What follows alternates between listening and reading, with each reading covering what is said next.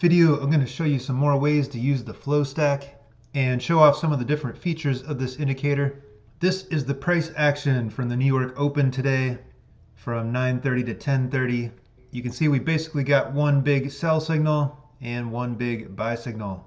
With the conditions I have activated on this chart, I'm looking for a shift in delta and volume and body size. I'll show you the settings in a little bit, but it's looking for a delta increase, a volume increase, and a body size increase, all three, and they have to be happening on both the NQ and the ES. This is a 1 minute chart, my favorite chart to take entries on. This is the first minute candle of the New York Open. You can see we're already below the 20 SMA. We had a little pop lower there. And then as we're coming up here, even though we're getting a bunch of delta, we're not getting a volume increase as well. And then on this candle, we are not getting a body size increase. So we stay in the red zone as we're coming up to VWAP. We get rejected off of VWAP. Back below the 20, we get a nice move down for the first half of the morning. On this candle, we get a delta increase. The volume is increasing. The body size is increasing. We start to make our way up. And on this candle, we get a nice close above the 20 SMA. Then we get a nice long opportunity there. So let's have a look at the settings here.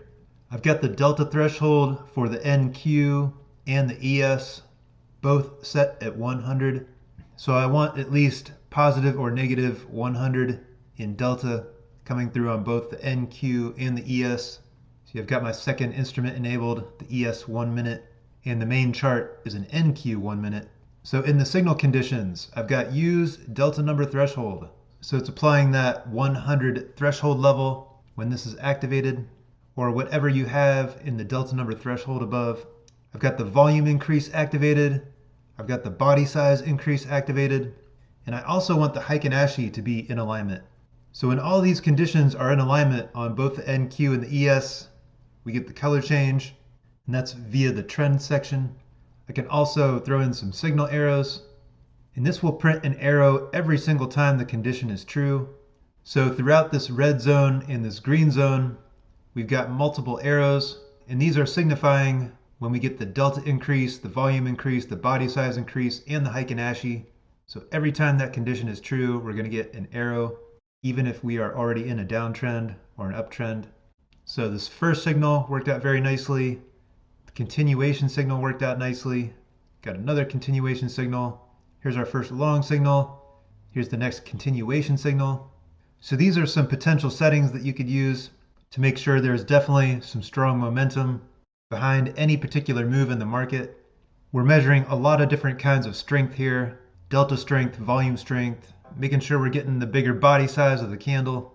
So right before 10:30, we got another short signal. Some more nice short signals that worked out. Then we stayed bearish until 11:22. Get some nice long signals there. So with all those conditions activated, it's really waiting for the true momentum shift. You could also add some additional instruments like the YM and the RTY, or add some higher time frames, maybe a 2 minute NQ and a 2 minute ES, or even a 5 minute. If we had some higher time frames on this chart, it would probably get rid of this little blip to the upside. I just scrolled back to yesterday morning.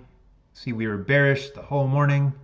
We never got that true momentum shift to the upside where we had delta and volume and body size increasing. So even as we're getting some strong delta coming in here, we're not getting the volume to back it up. So the flow stack can give you a lot of different insights into the market conditions. And this is the previous New York session before that. In pre-market, we got the momentum shift to the upside. And then on the first candle of the New York Open, we just took off. Even as we're pulling back here, no true momentum shift. The 20 SMA holds, get a nice bounce up. Here we finally get a shift in the delta and the volume. Then later on we get some more short signals. So many different ways you can use this indicator.